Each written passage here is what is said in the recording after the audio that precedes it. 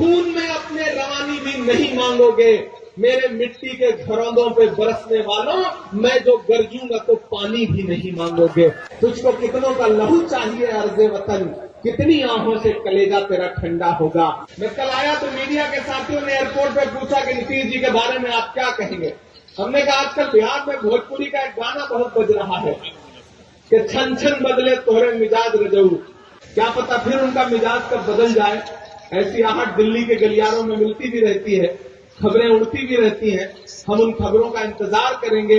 आपको धर्म की अफीम सुंघा करके, आपको नफरत की अफीम सुंघा करके, आपके आटा, चावल, दूध, दही, पनीर, छाछ, लस्सी, यहां तक कि कफन तक पर टैक्स लगा दिया है और आपको पता तक नहीं है।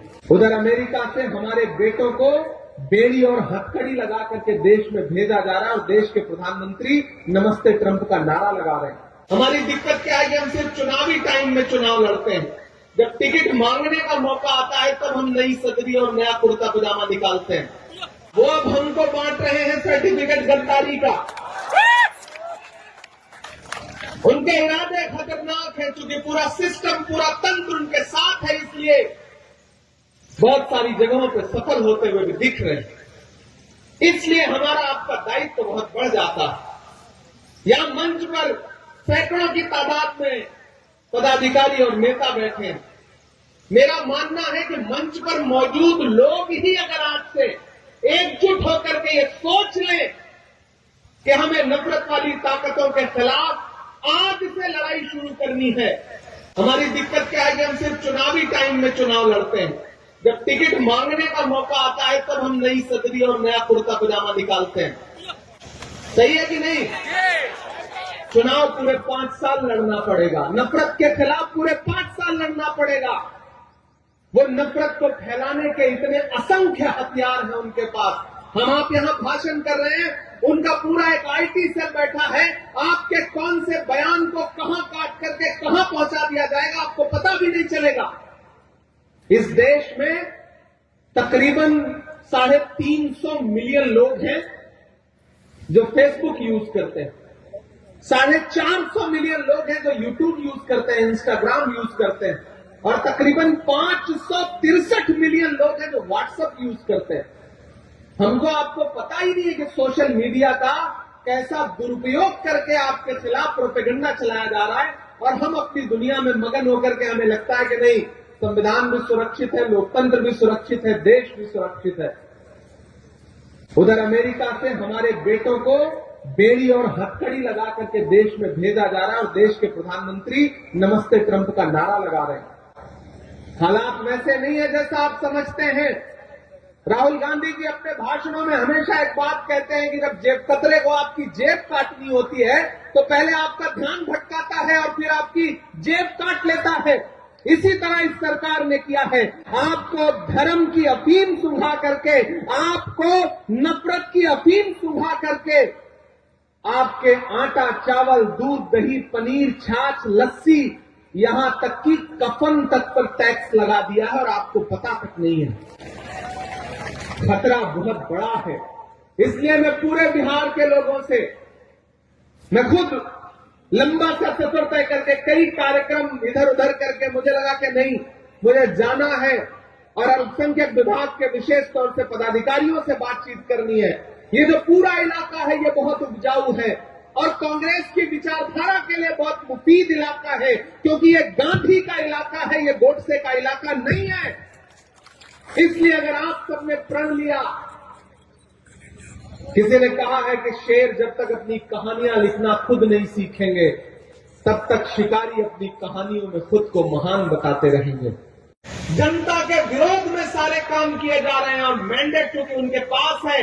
और इन दिनों लोकसभा चुनाव के बाद जो थोड़ा सा नरमी आई थी, हरियाणा और महाराष्ट्र 2 राज्य जीत गए, तो मनोबल इतना बढ़ गया है कि डॉक्टर बाबा साहब अंबेडकर के खिलाफ देश की संसद में ऐसी भाषा का इस्तेमाल कर रहे हैं जो अहंकार में डूबी हुई है। इसलिए साथियों, आपसे अनुरोध करता हूं कि इस बड़ी लड़ाई में कांग्रेस पार्टी के साथ खड़े होइए। अखिलेश भाई के साथ मिल करके पूरा अल्पसंख्यक विभाग पूरे प्रदेश में, बिहार में जिस मजबूती के साथ आवश्यकता है उनके कंधे से कंधा मिला करके, कांग्रेस कमेटी के कंधे से कंधा मिला करके पूरे प्रदेश के एक एक जनपद में, एक एक विधानसभा में जाने का काम करेगी। ये मैं आपको आश्वस्त करता हूं, ये मैं आपको भरोसा दिलाता हूं। और चुनाव के दौरान तो हम लोग आएंगे इस चुनाव प्रचार में, लेकिन मैं चाहता हूं कि आज से एक रोड मैप बने। अध्यक्ष जी, आप निर्देशित करें हमारे स्टेट चेयरमैन साहब को, हमारे प्रभारी जी को, और उसके बाद जहां भी आवश्यकता लगती है। मुझे खुशी है कि आपने माइक पर यह बात बताई कि मेरा बिहार से जज्बाती लगाव है। इसमें कोई दो राय नहीं कि बिहार से मुझे एक जज्बाती लगाव है। इसीलिए जब भी मुझे देश की पार्लियामेंट में बोलने का मौका मिलता है तो मैं कोशिश करता हूं कि बिहार के जो भी मुद्दे हैं उनको अपने भाषण में जरूर समेट सकूं और सदन के पटल पर रख सकूं। कुछ बातें हैं, 15 मिनट का समय मिलता है, 10 मिनट का समय मिलता है, जो आप कह देते हैं कि जो छूट जाती है वो मैं कह देता हूं। यही एकजुटता तो हमें आगे ले जाएगी। इसी एकजुटता की तो आवश्यकता है और इसी एकजुटता को अपनाने की जरूरत यहां चंपारण के हमारे लोकल नेताओं को भी है कि आप अपनी दुनिया में मगन बने बैठे रहिए, लेकिन अंततोगत्वा एक ओर से भी अगर सत्ताधारी लोग जीत जा रहे हैं तो हार है। उसी देश की पार्लियामेंट में जो 48 वोट से, सिर्फ 48 वोट से चुनाव जीत के सांसद बन के आया है वो भी बैठता है, और हमारा एक सांसद है जो 10.5 लाख वोट से असम से जीत के आया है वो भी बैठता है। तो जीत है और हार तो हार है। और लोकतंत्र नंबर का खेल है। चुनावी प्रणाली जो है वो नंबर का खेल है, कितने सर, कितने मतदाता, कितने वोट। तो इस गणित में आपको गुणा गणित को बिठाना पड़ेगा। अपना ईगो, अपना जबरदस्ती का जो एक ईगो है उसको किनारे रख करके संगठन कैसे मजबूत हो, इसके लिए हम सारे लोगों को काम करना पड़ेगा। कोई दूध का धुला नहीं है। हम सब में से कोई बहुत राजनीतिक तौर पे कोई बहुत बड़े दिल का हो सकता है, सारे लोग होता है कि नहीं होते, लेकिन जब राजनीतिक नतीजों का दौर आ रहा है तो फिर लोगों को स्पेस दीजिए, लोगों को साथ जोड़िए, एकजुट करके साथ लेकर के चलिए। और पूरे बिहार में मैं उस आहट को महसूस कर रहा हूं अध्यक्ष जी। पटना से उतर करके यहां तक आते हुए, यहां मीडिया के साथी मौजूद हैं। कल शाम से लेकर के अब तक जितना मैंने इनसे बात किया है, मैं ये महसूस कर रहा हूं कि बीपीएससी के जो छात्र हैं, नौजवान, पेपर लीक की शिकायत करने के लिए जब सरकार की चौखट पर गए तो उनके पीठ पर जो लाठियां बरसी हैं उसका जख्म अभी सूखा नहीं है। वो तैयार है इस बात का बदला लेने के लिए। मैं जिस इलाके में खड़ा हूं ये गन्ना किसानों का इलाका है और किस तरह से उनकी फसल को बर्बाद किया जा रहा है, किस तरह से उनको न्याय नहीं दिया जा रहा है।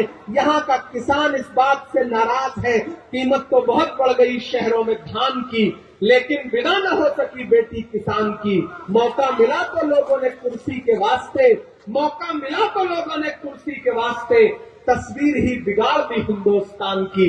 इस देश का किसान और खासतौर से बिहार का किसान आज तक नहीं भूला है कि किस तरह एमएसपी की लीगल गारंटी मांगते हुए 700 जवानों को, किसानों को अपनी शहादत देनी पड़ी। तब सेंटर की सरकार को यह एहसास हुआ कि वो जो कृषि कानून लाए थे वो काले हैं और उनको बदलने के लिए नरेंद्र मोदी जी तैयार हुए। इतनी कुर्बानी तो एक साथ जलियांवाला बाग में अंग्रेजों ने भी नहीं ली थी जितना इस सरकार ने किसानों की कुर्बानी ली है। तुझको कितनों का लहू चाहिए अर्ज़े वतन, कितनी आंखों से कलेजा तेरा ठंडा होगा। ये किसान विरोधी सरकार है, ये नौजवान विरोधी सरकार है।